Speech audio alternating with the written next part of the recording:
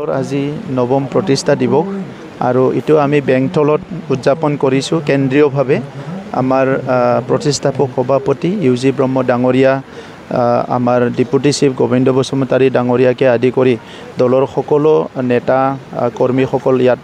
উপস্থিত আছে আৰু তেখেতসকলে সকলো উপস্থিত থাকিব। মূল কথা হৈছে যে 2015 চনত ইউজি ব্ৰহ্ম ডাঙৰীয়াৰ নেতৃত্বত UPPL দল দতমাত গঠন হৈছিলে আৰু আপোনালোকে সকলোৱে জানে 2015 চনত সেই আগৰ সময়বিলাকত বড়োলেণ্ডত কি পৰিৱেশ আছিলে আৰু সেই পৰিৱেশটো আলোচনা বিলোচনা কৰি যে ইয়াত এটা পৰিৱৰ্তন লাগে আৰু সেই পৰিৱৰ্তনটো ৰাজনৈতিক নেতৃত্বৰ ইচ্ছাৰ ওপৰত নিৰ্ভৰ কৰিব আৰু সেই সময়ত যেহেতু এটা ৰাজনীতি দলে চৰকাৰ চলাই আছিলে আৰু চৰকাৰ আছিলে সব আছিলে কেন্দ্ৰ ৰাজ্য চৰকাৰ আছিলে কাউন্সিলতো চৰকাৰ আছিলে কিন্তু বিটিআৰ অঞ্চলত হত্যা হিংসা ভাবুকি এটা কুশাসন এটা কৰাপশ্যন দুৰ্নীতি এইবিলাক সব চলি আছিলে আৰু এনেকুৱা এটা অস্বস্তিকৰ এটা পৰিৱেশ আছিলে সকলো মানুহে নিৰাপত্তাহীনতা এটা অনুভৱ কৰিছিলে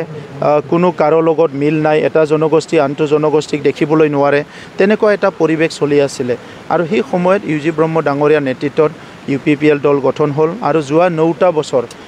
সেই সমস্যাবিলাক দূৰ কৰিবৰ কাৰণে কণ্টিনিউলি কাম কৰি আছিলে আৰু সেই কাম কৰাৰ বিনিময়ত আজি দেখিবলৈ পাইছে যে বড়োলেণ্ড অঞ্চলত সকলো দিশতে এটা পৰিৱৰ্তন আহিল ইয়াত শান্তি প্ৰতিষ্ঠা হ'ল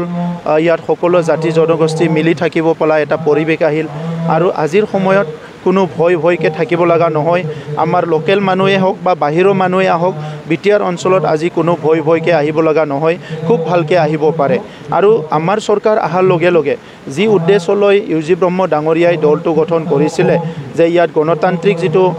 পৰিৱেশ সেইটো শক্তিশালী কৰিব লাগে যাতে অগণতান্ত্ৰিক চিন্তাৰে কোনো আগবাঢ়িব নোৱাৰে আগৰ নিৰ্বাচনবিলাকত অলপ ভাবুকি ধন আৰু কেতিয়াবা বন্দুক বাৰুতো প্ৰচলন হোৱা দেখিবলৈ পাইছিলোঁ কিন্তু পিছত আমাৰ সময়ত না এতিয়া কোনোবা ইলেকশ্যনত কোনোবা হত্যা হৈছে না কোনোবা ভয় কৰিছে ফ্ৰী এণ্ড ফেয়াৰ গোটেইকেইটা ইলেকশ্যনটো হৈছে গতিকে আজি বাক স্বাধীনতাও চবেই পাইছে আগতে কথা ক'লে তাক ধৰি আনি শাস্তি দিয়া আছিলে আগৰ চৰকাৰবিলাকৰ সময়ত গতিকে আজি এইবিলাক যে পৰিৱেশ আহিছে এইটো এটা পলিটিকেল উইল এটা ৰাজনৈতিক ইচ্ছা আৰু সেই ইচ্ছাটো লৈ কাম কৰাৰ কাৰণে আমি সকলোকে স্পেচ দিছোঁ এতিয়া সকলো জাতি জনগোষ্ঠী একত্ৰিত হৈছে সকলো আগবাঢ়ি আহিছে পুনৰ আমাৰ মাজত মৰম স্নেহ বিশ্বাস ঘূৰি আহিছে এইবিলাক পৰিৱেশ কৰাৰ কাৰণে UPPL দলে মাত্ৰ যোৱা 9টা বছৰ সময় পাইছে কিন্তু 9টা বছৰত আমি বহুতখিনি কাম কৰিলোঁ আৰু চৰকাৰ গঠন কৰাৰ পিছত আমি পিছফালে চোৱা নাই অকল আগফালে চাই আছোঁ যাতে আমাৰ মাজত সমন্বয় পুনৰ ঘূৰি আনিব পাৰোঁ আৰু শিক্ষাটো ঠিক কৰিব পৰা যায় খেল ধেমালি সংস্কৃতি সব সকলো জাতি জনগোষ্ঠীৰ অলপ ভাল কৰিব পৰা যায় এই গোটেই ক্ষেত্ৰত আমি কাম কৰাটো আৰম্ভ কৰিছোঁ আজি বহুতে আমাক ক'ব বিচাৰে বিটিআৰ অঞ্চলত কাম হোৱা নাই আজি বিটিআৰটো এটা কাউন্সিল হয় তথাপিতো সেই কাউন্সিলত আমাৰ চৰকাৰ অহাৰ পিছত আমি মাল্টিপাৰ্পাছ বিভিন্ন উদ্দেশ্য লৈ পেলাই কাম কৰিছোঁ একফালেদি শান্তি প্ৰতিষ্ঠা কৰিব লাগিব একফালেদি সবক নিৰাপত্তা প্ৰদান কৰিব লাগিব একফালেদি সকলো জাতি জনগোষ্ঠীৰ যিটো বিশ্বাসটো ঘূৰাই আনিব লাগিব আনফালেদি অস্ত্ৰ হিংসা এইবিলাক দূৰ কৰিব লাগিব আৰু ইয়াৰ ভিতৰতে শিক্ষা আৰু অৰ্থনীতিটো আগুৱাই ল'ব লাগিব আৰু আগুৱাই লৈ যাব লাগিলে কেন্দ্ৰীয় চৰকাৰ আঁচনি ৰাজ্য চৰকাৰ আঁচনি আৰু কাউন্সিলৰ আঁচনিবিলাক খুব ভালকৈ ইয়াতে কি হ'ল ভালকৈ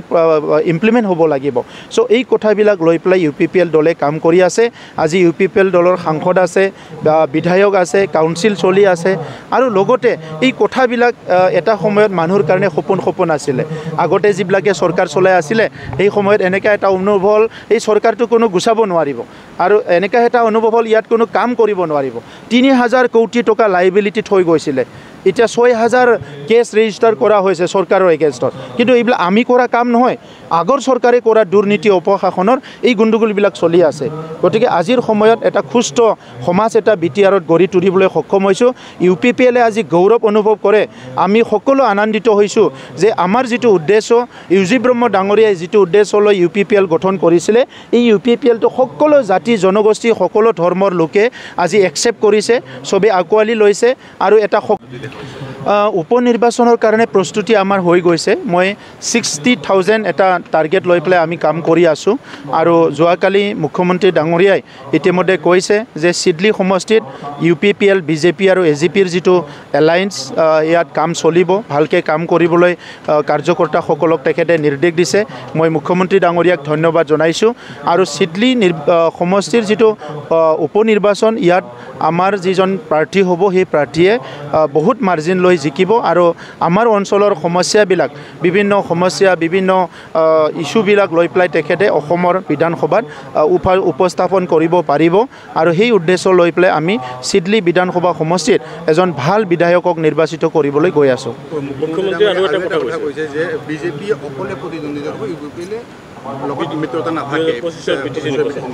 চাওক নিজৰ নিজৰ দল আছে UPPL এটা ইণ্ডিপেণ্ডেণ্ট দল হয় আজি আমি এলায়েন্সত আছোঁ BJP এটা ইণ্ডিপেণ্ডেণ্ট দল সৰ্বভাৰতীয় দল চ'